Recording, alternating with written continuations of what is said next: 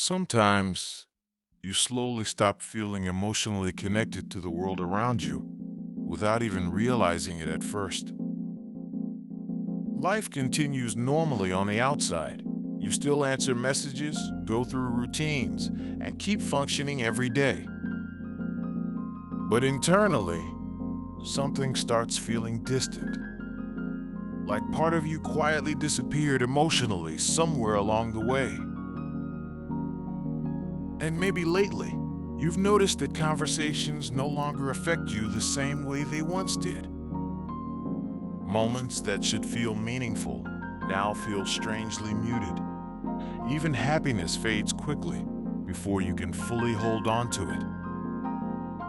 Not because you want to feel disconnected, but because emotional exhaustion slowly changes the way the mind experiences life.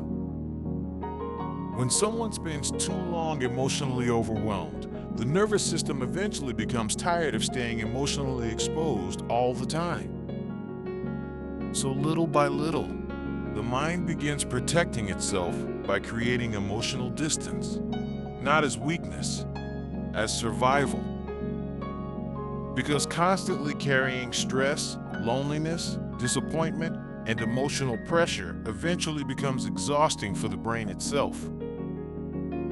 And honestly, many people do not realize this is happening until they already feel disconnected from themselves emotionally. That is what makes emotional numbness so frightening sometimes. It arrives quietly, without dramatic moments, without warnings. One day, you simply notice that life no longer feels the way it used to. You stop reacting strongly to things. You stop expressing emotions naturally. You stop expecting people to truly understand what is happening inside your mind. And over time, you slowly become more emotionally guarded around everyone. Not because you hate people, because disappointment becomes emotionally tiring after a while. Especially for people who spent years feeling emotionally unsupported. People who learn to carry everything internally without asking for help. People who became independent emotionally, not because they wanted to, but because they stopped believing support would consistently arrive when they needed it most.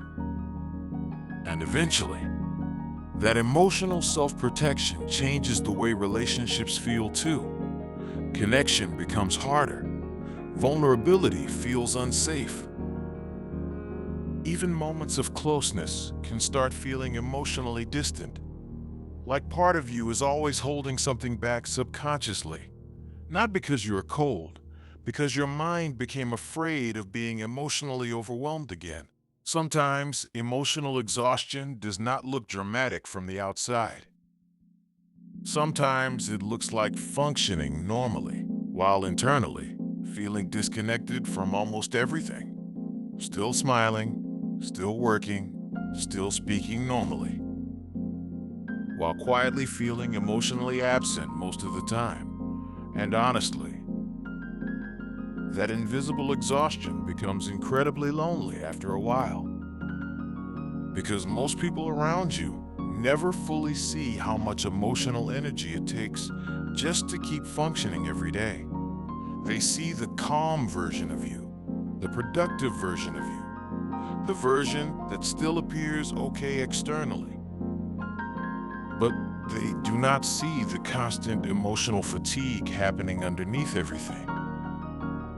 And maybe the hardest part is missing the version of yourself that once felt more emotionally alive, more connected, more expressive, more present inside your own life.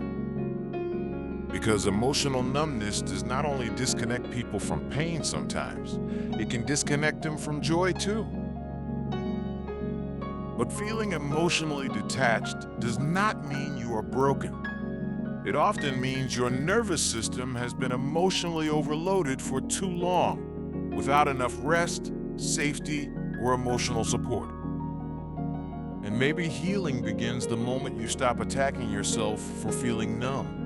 Because numbness is not failure. Sometimes numbness is simply emotional survival that lasted longer than it was supposed to. And maybe for now, the first step is not forcing yourself to become emotionally alive again immediately. Maybe the first step is simply allowing yourself to finally feel emotionally safe enough to slowly reconnect with yourself again.